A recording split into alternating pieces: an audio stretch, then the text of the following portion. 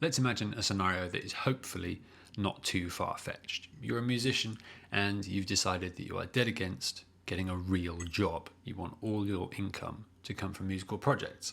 And unfortunately, for whatever reason, your main passion, your original band that blends grindcore with traditional polka music, is not really paying the bills. So you have to sell out and take on some function gigs. Now, this is definitely not what you set out to do when you picked up your instrument, but hey, you're making money from playing music. And pretty soon, you're getting called for all sorts of paid work. You've gone from regular stinking grubby muso to hotshot freelancer. Freelancer makes you sound a bit too much like a journalist. You're a session musician. But wait, there's trouble in paradise. In spite of the advances in technology, you're still not yet able to be in two places at once, and as such you're constantly making decisions about which gigs to take on and which ones to turn down. Sometimes it's hard to tell the difference. What you need is a system that lets you easily decide which gigs you can say no to. Welcome to the gig triangle. The gig triangle is not my original concept. I read about this a number of years ago in a column in Bass Player magazine. The gig triangle has stuck with me through the years and is proved to be applicable in every situation that I've ever been in. So, how does it work? On each side of the triangle, we have an aspect of the gig that makes it appealing or otherwise. On the first side, we have the music. Second side, the people. And last but not least, the money. Let's take a close look at each side. Now, this is a pretty fundamental thing, but is the music on the gig bearable? I don't mean, do you like the music? Because as a professional, that's not really a thing.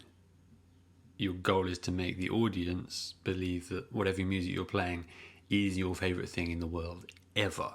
And everyone has notions of credibility and what they will and won't do for money right up until their rent is due. So what I actually mean is, can you get through the gig without feeling like your soul is being eroded with every single note that you play? Are you standing there on stage wishing for some sort of mini apocalypse that will bring the gig to a swift halt?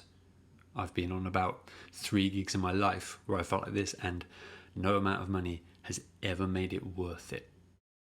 Another essential thing, who's on the gig? Are they going to be a pleasure to work with, or are you going to have to spend 4 hours in a car with that creepy keyboard player who lacks any sense of personal hygiene? So little of the time on a gig is spent playing music that this is actually a serious issue and needs some careful consideration. Especially on function gigs, it's not really about the playing.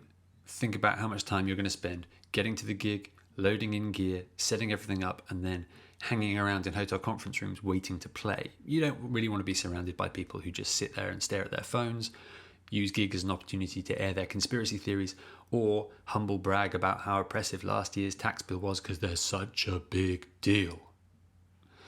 Assuming that everyone in the band can play, and there's a basic level of musicianship going on, the question is, what will the hang be like? Last but not least, the money. Now, this is obviously why you're actually doing the gig. You need to earn a living, and being a musician sure beats working in Starbucks. But this side of the triangle is not purely about how large or small the gig fee is. Your time is also a very important and crucially non-renewable resource that you have to factor in. So you need to think about how much prep work is required and how much of your day you need to actually block out to go and do the gig. Let's do a little bit of gigonomics. So let's compare 2 hypothetical gigs. In order to be inclusive towards viewers in different territories where pay scales might vary hugely, all fees will be expressed in the fictional currency of nuggets. Gig A pays 250 nuggets plus travel, is with a band you've never worked with before, requires you to memorise 15 new tunes and involves a 2-hour drive each way. Gig B pays 180 nuggets with no travel expenses, is with a band you've worked with a lot and get on with, and is a 45-minute drive away. So which gig do you take? Gig A obviously offers you more money, but you've got to put in a lot of prep time, and the travel time is more than double that of Gig B. It all depends on how much you value your time per hour. Have you ever actually stopped to work out how much you're worth on a per hour basis? Let's compare the 2 gigs, assuming a standard wedding window of arriving at 6 p.m. and finishing at midnight. Let's see what they pay on a per hour basis. Gig A is 6 hours on the gig, 4 hours of travel, and let's say 5 hours on repertoire. You don't want to be that guy that shows up to a gig with people you never met before and have to read everything off charts. Have some respect for the music, however awful it might be. Have some respect for your fellow musicians. Learn the music properly. Anyway, 15 hours in total, which works out as 16.67 nuggets per hour. Gig B, you have 6 hours on the gig, 1.5 hours travel, no prep time. Works out as 7.5 hours, which is 24 nuggets per hour. So in terms of the per hour wage and the time expended, Gig B offers much better value, even though the fee is lower than that of Gig A. But it's not always that simple. It could be that that's the only gig in your diary this month. Maybe it's January and work is thin on the ground and you really need those extra 70 nuggets to make it through. That's absolutely fine.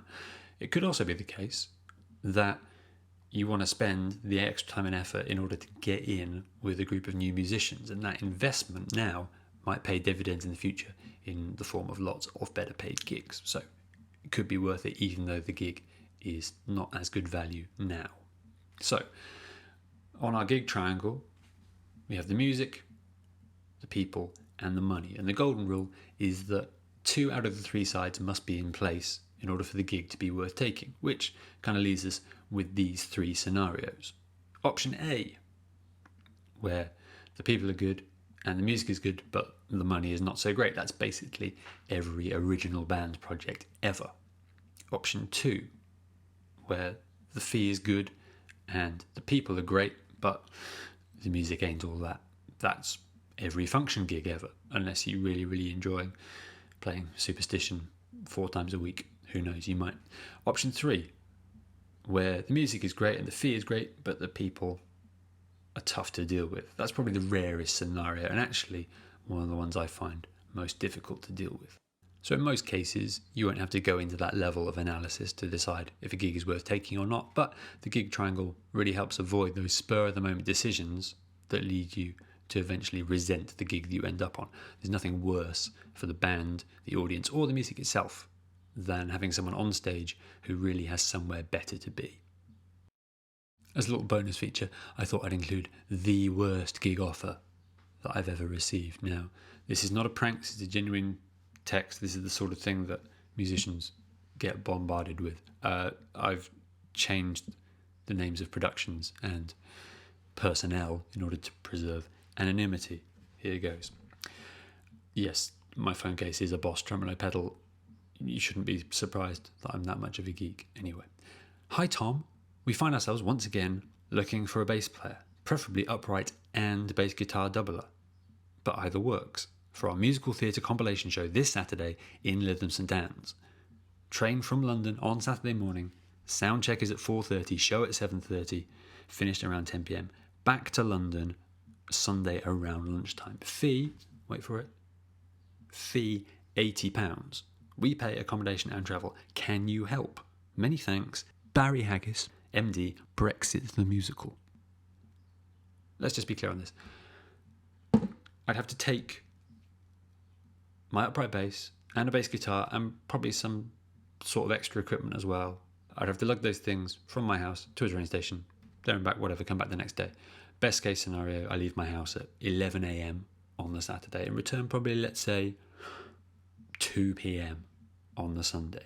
That's 27 hours of my time. 27 hours for an £80 gig. That works out at £2.96 per hour.